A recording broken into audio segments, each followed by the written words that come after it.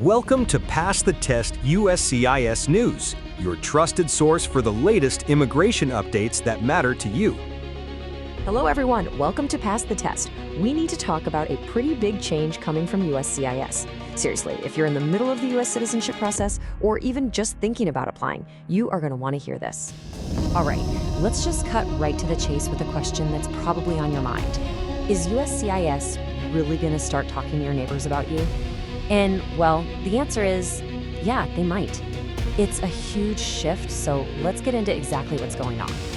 So here's what we're going to cover. We'll start with the big update itself. Then we'll break down what these neighborhood checks actually are. We'll look at how the investigations will work, what it means for you, and, the most important part, what you can do to prepare for it starting today. Okay, so here's the bottom line. USCIS is bringing back personal neighborhood investigations for people applying for citizenship. I know, it sounds a little old school, right? It's a policy that's been on the shelf for decades, but it is officially making a return. And listen, this isn't just some idea they're floating around. It's happening. The official date is August 22nd, 2025. And the really crucial part here is that this applies to everybody. Whether your application is already in the system or you're planning to apply in the future, this is going to affect you. It's a pretty big deal. Now, what's kind of wild is that this whole idea isn't new at all. It's actually a throwback to how things used to be done. Taking a quick look at the history here really helps us understand why they're bringing this back right now. So if you go way back before 1981, these kinds of checks were totally normal. But then, as technology got better, by the 90s, they kind of faded out and were replaced by things like FBI record checks. But now, here we are. After all this time, the old policy is officially back. So you gotta ask, why now? Why bring this back? What exactly are they looking for? Well, it seems the goal is to paint a fuller picture of an applicant, to get a sense of who you are beyond just the forms and the documents. And really, it all circles back to those fundamental requirements for becoming a citizen. An officer has to verify stuff that's, it's hard to prove with just a piece of paper.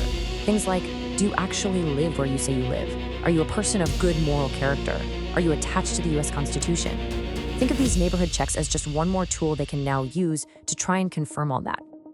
Okay, let's be clear about something important. This does not mean every single person applying is going to have an officer show up in their neighborhood.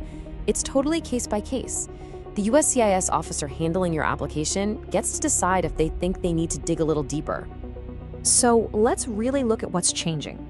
The old process, background checks, fingerprints, all that stuff, that's all still there. Nothing's going away. What's new is this extra layer on top, the plus part. This is the potential for them to talk to your neighbors, check with your boss, or even ask you for letters from people who can vouch for you. All right, so let's get down to brass tacks. What does this actually mean for you, for your N400 application? How is this going to affect you on a day-to-day level as you go through this process?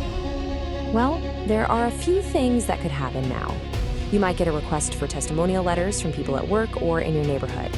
An officer might decide to just go talk to people in person.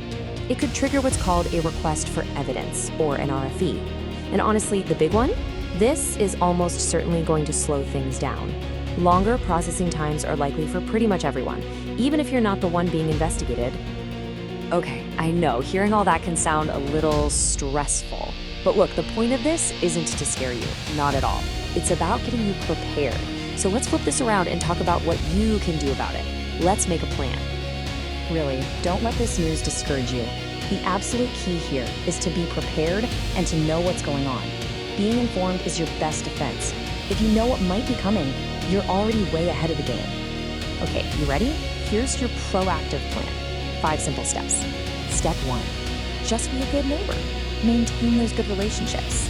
Step 2, at work, just continue being responsible and professional.